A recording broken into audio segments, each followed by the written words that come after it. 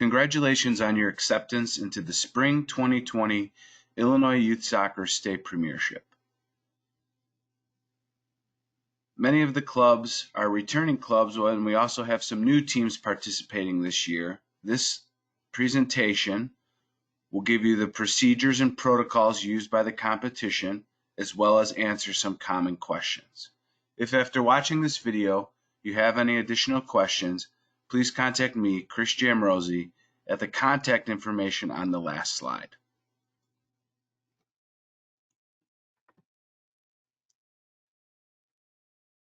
All teams prior to being accepted into the state premiership were required to register with one of our member competitive leagues.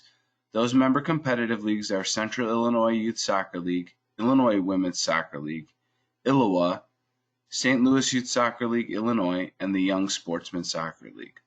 Only players that are registered to one of these 5 member competitive leagues are eligible to compete with your team in the state premiership. Tournament-only players or players registered to another competitive league not listed here are not eligible for the state premiership.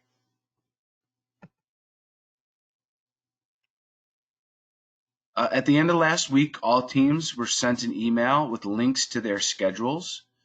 You can find your schedule in your Got Soccer account, or if you visit our website, illinoisyouthsoccer.org, under Programs, State Premiership Division, the Spring 2020 schedules have all been posted, and you can find them here.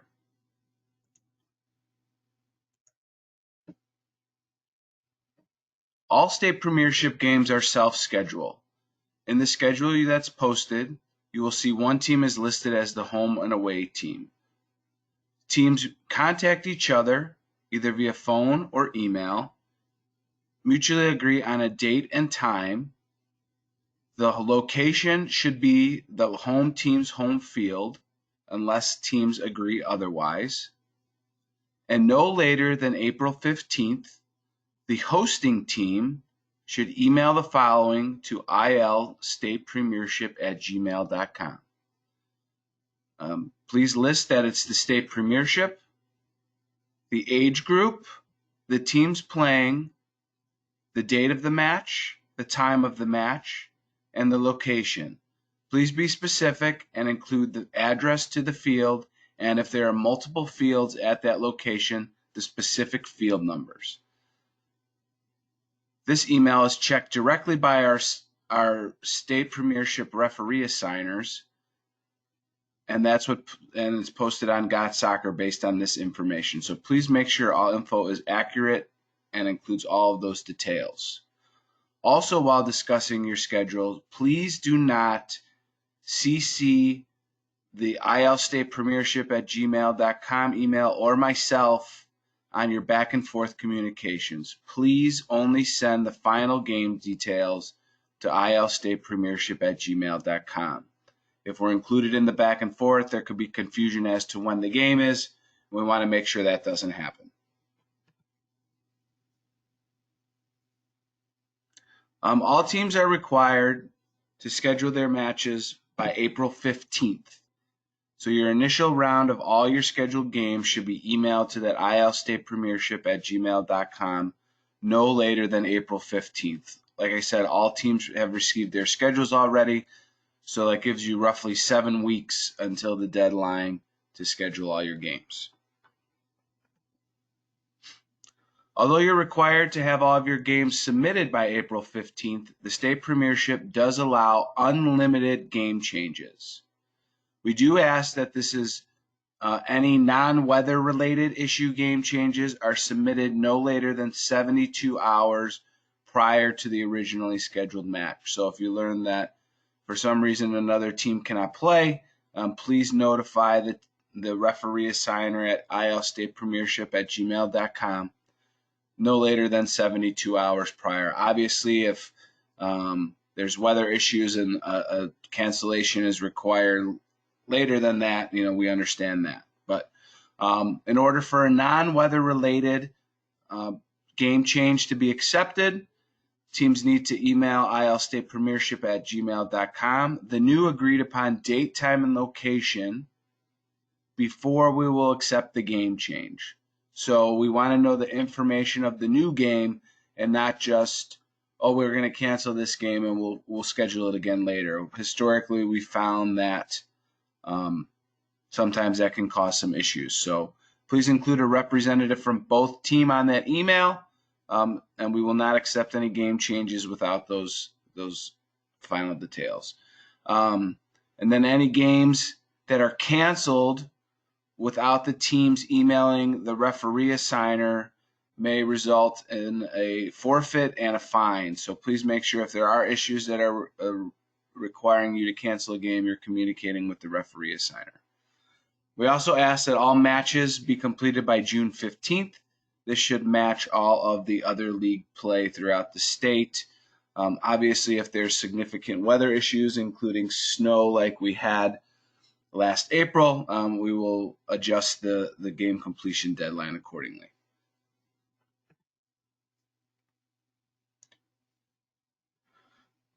Scheduling games, as I mentioned earlier, you're expected to travel to the home field of the opponent. I know there's some teams that have some field restrictions, so if both teams agree, you can agree to play at another location, including the visitors' team's home field. If you happen to be playing one of your Premiership opponents in the State Cup, President's Cup, the Midwest Conference, or another U.S. Youth Soccer approved tournament, the spring can be kind of tight, especially with the weather. So if both teams agree, you can double count one of these competitions, both for that competition and a state Premiership game. You just need to communicate that information to our referee assigner, who will mark it in our schedules and in GOT Soccer. We've discussed about communicating with your opponent for the scheduling these games. All teams were emailed the contact list of their opponents along with their schedules, but you can also find that on the GOT Soccer website. So again, if you go to State Premiership, under our Programs tab and go to Schedule, and if you click on the appropriate division, in this case the U14 boys, in the top right-hand corner here, you'll see contacts, and all the contacts for that division are listed here. If for some reason the contact information that's listed for your team is not correct, Illinois Youth Soccer does not have access to change that contact information. You simply need to log into your GOT Soccer account and update the team's contact info. It may take a little bit for the website to update it, but once you change that, it should change it automatically once the system is caught up.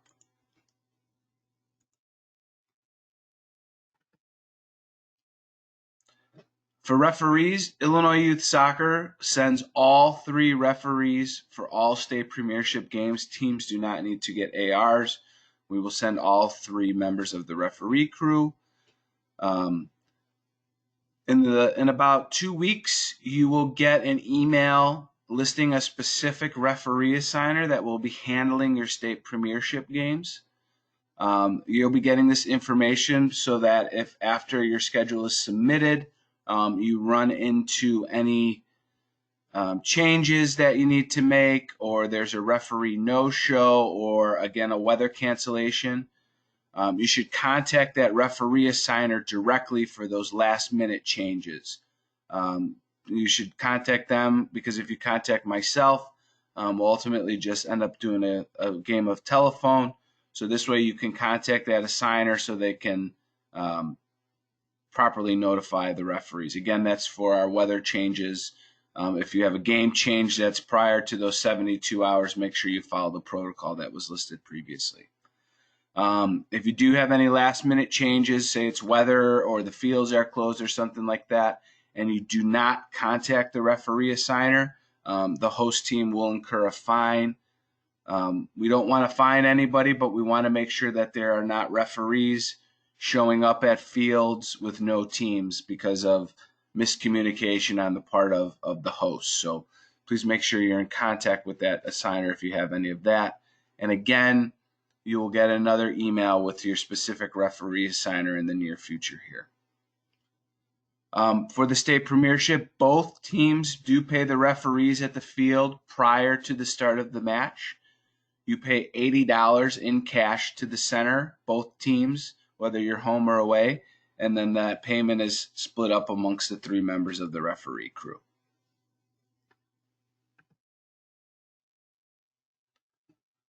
For your roster, you enter your roster in Got Soccer, but here are some important notes as you work through your Premiership roster for the season. You're allowed to use any player that's registered to your club in the state Premiership. Like all Illinois Youth Soccer, U.S. Youth Soccer programs, we utilize the club pass system. So as long as that player is registered to your club in one of those Illinois Youth Soccer member competitive leagues that we mentioned in the first slide, you can use them as you need to. You are not allowed to use guest players from outside your club. Be sure to also review your league rules when it comes to player movement for your team. Most of the competitive leagues have roster limitations to where a player can play up, but they can't play down. So if a player is on your primary state premiership roster, they wouldn't be eligible to then play down in, say, second division or B division of league play. Whereas if that player is rostered to your second division team, you can utilize them in the state premiership. So just make sure you're aware of those so you don't run into any confusion or issues as you work through the season. And all of your players that you're going to be using should be entered into your Got Soccer roster. For those of you that are not familiar with Got Soccer, we do have a short video that walks you through the step-by-steps of entering players into the Got Soccer roster. You can find that again on our website. If you go to the state premiership again, if you go to the About and Details section and scroll down, you'll see a video right here about how to enter players into your Got Soccer roster. You'll also see once we get this presentation completed, there'll be links to the PDF of this presentation as well as this video for you to reference as well at a later point.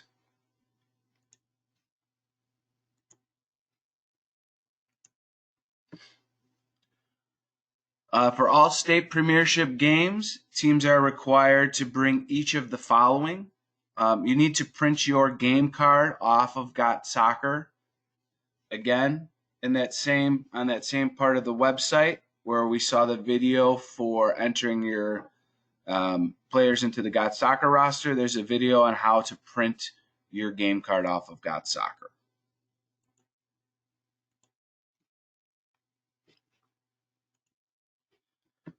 For the state premiership, teams are allowed to dress up to 22 players on game day. If any player that's listed on your game card, once you print it off, that are not playing, you should cross them off of there. And if you have a last-minute player that you're using because of a situation where you weren't able to add them into Got Soccer, that player can be written in the game card for the state premiership. You have to bring your player and coaches passes from your member competitive league. Again, you register all players and get your cards for the state premiership from the league that you're registered with. So if you're registered to the YSSL, you'll show your YSSL issued player passes for all premiership games. And then as we just mentioned, both teams pay $80 cash at the field to the referees. At the conclusion of the match, the winning team, or if the match ends in a draw, the home team, should collect both game cards from the center ref. Then you either scan or take a photo of both game cards and send them to iysascoring@gmail.com, or on the game cards, there's prompts on how you can enter the scores via the phone-in or online system. Every season, as much as we try to remind teams to report their scores, some games are not reported in a timely manner. So we want all results submitted within 24 hours of the completion of the match, or the team could be subject to a fine for failing to submit the scores. Again, we're not trying to collect money off of you, but we want to make sure that everyone is following the proper procedures. And if we do not get a score, we will send emails trying to get the score. And because we do not know the score, the losing team will inevitably get one of those emails, and you've received that email because we don't know the result. So sending an email back that says, well, we didn't win the game, that isn't really the type of response that we're looking for. We're just we don't know who won the game, so we're communicating with both teams to try to get the results. If for some reason a referee keeps your game card, please email me at chrisj@illinoisyouthsoccer.org following the match. This way, we can reach out to the referee assigners so that we can talk to that referee to make sure that the referees are following the proper protocol as well. The only reason a referee would ever keep a game card would be if a coach or a player received a red card, and they're going to be submitting their red card report for that violation. You can find the complete list of the rules on our website as well. Same spot as our last two video links. The state premiership rules can be found right here. PDF with quite a few. We're not going to go over all of them, but please be sure to review them so that you are aware of all of the rules, so that there's no confusion. Being ignorant to a rule in the competition is not an excuse to violate them, so just make sure that you reviewed those at your leisure. A couple that we do want to highlight: match length. For those of you who you're playing in the state premiership for the first time, may notice that the match length is a little different than what you may be used to in some of the competitive league divisions. Our match length matches the time used for the age groups for State Cup and President's Cup. Players are not allowed to wear hard permanent casts. Those are casts that are applied by a doctor and cannot be removed. That includes if the cast is wrapped in bubble wrap or foam. The only type of brace or cast that's allowed to be worn is one that can be put on or removed by the player as needed. No permanently affixed hard cast, plaster cast is allowed to be worn. We do unlimited subs for all age groups, and gameplay will follow the FIFA laws of the game. There were a few changes to that were implemented in the fall. So if you're unaware of those, we do have a link to those again on our website, highlighted here. Highlights some of the new changes that were implemented starting in the fall. So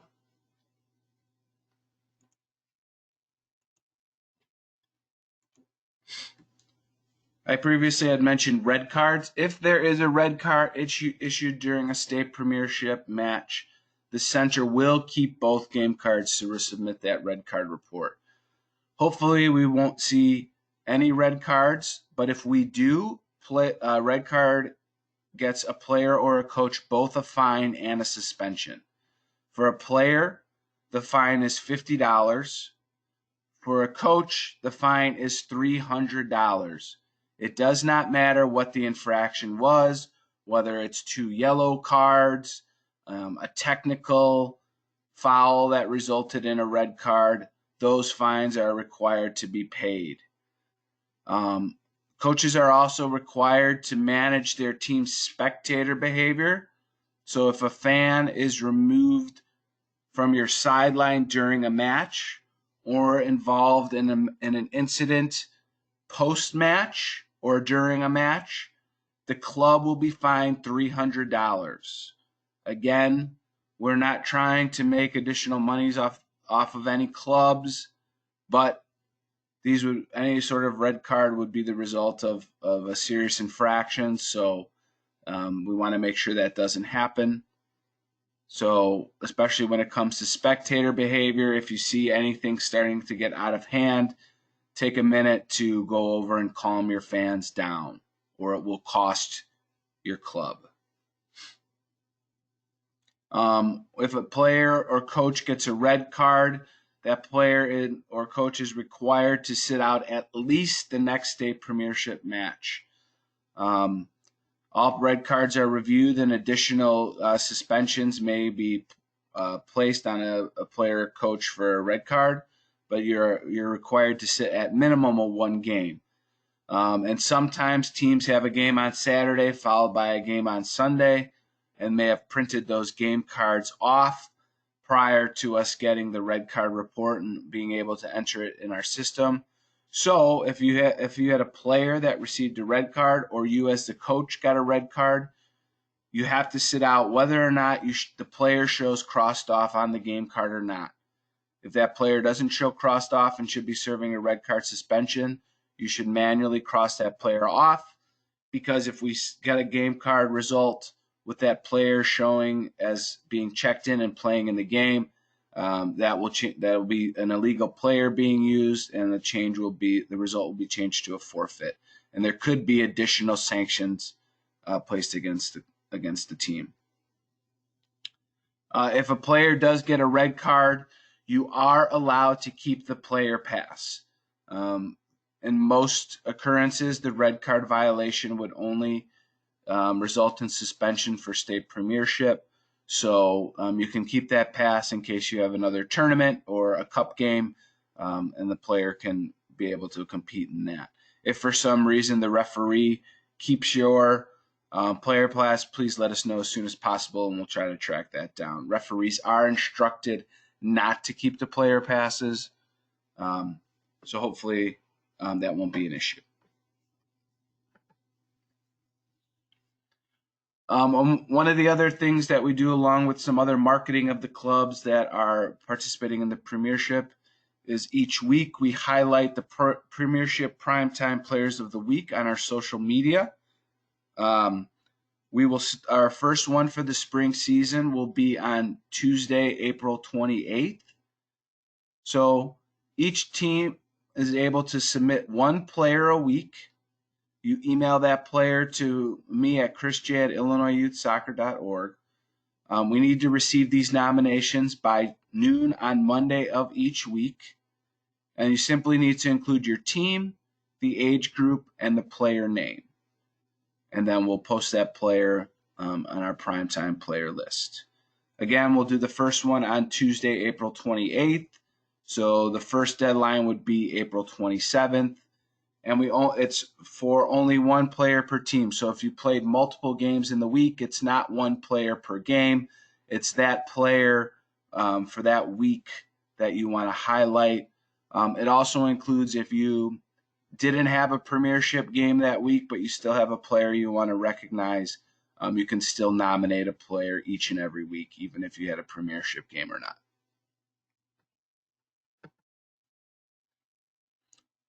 So that should cover most of the information you need. I'm sure some of you will have additional questions. If so, please contact me at the info below. As we continue to go, as we get closer to the season, you'll be getting more emails and periodic reminders from me.